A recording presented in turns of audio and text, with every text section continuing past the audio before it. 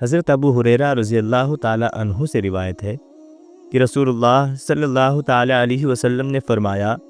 جب رمضان آتا ہے تو آسمان کے دروازے کھولے جاتے ہیں۔ ایک روایت ہے کہ جنت کے دروازے کھولے جاتے ہیں اور دوزخ کے دروازے بند کر دیے جاتے ہیں، شیاطین زنجیروں میں جکڑ دیے جاتے ہیں۔ ایک روایت ہے کہ رحمت کے دروازے کھولے جاتے ہیں۔ حضرت سہیل بن سعد رضی اللہ تعالی عنہ سے روایت ہے کہ رسول اللہ صلی اللہ تعالی علیہ وسلم نے فرمایا، جنت میں 8 دروازے ہیں، جن میں سے ایک کا نام باب الریان ہے، اس دروازے سے صرف روزہ دار داخل ہوں گے۔ حضرت ابو ہریرہ رضی اللہ تعالی عنہ سے روایت ہے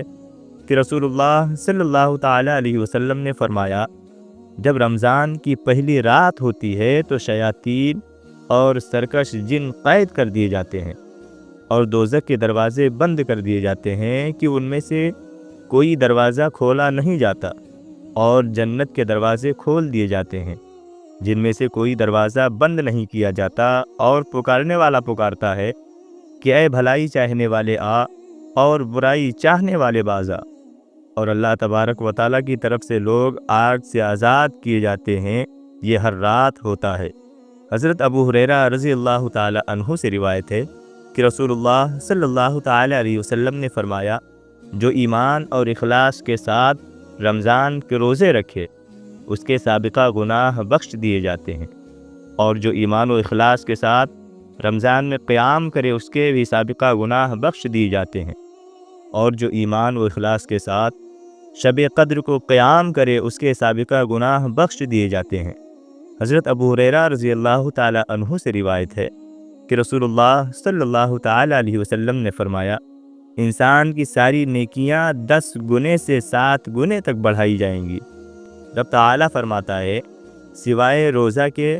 کہ وہ میرے لیے ہے اور اس کا ثواب بھی میں ہی دوں گا۔ وہ میرے لیے اپنی شہوت اور طعام ترک کرتا ہے۔ روزہ دار کو 2 خوشیاں ہیں، ایک خوشی افطار کے وقت اور دوسری خوشی اپنے رب سے ملتے وقت۔ روزہ دار کے منہ کی بدبو اللہ تبارک و تعالیٰ کے ہاں مشک کی خوشبو سے بہتر ہے، اور روزہ ڈھال ہے۔ اور جب تم میں سے کسی کے روزے کا دن ہو تو نہ بری بات کہے نہ شور مچائے، اگر کوئی اس سے گالی گلوج جنگ کرے تو کہہ دے کہ میں روزہ دار ہوں۔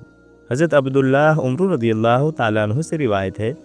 کہ رسول اللہ صلی اللہ تعالی علیہ وسلم نے فرمایا، جب رمضان کا پہلا دن ہوتا ہے تو عرش کے نیچے جنت کے پتوں سے آنکھ والی حوروں پر خوشگوار ہوا چلتی ہے، تو حوریں عرض کرتی ہیں،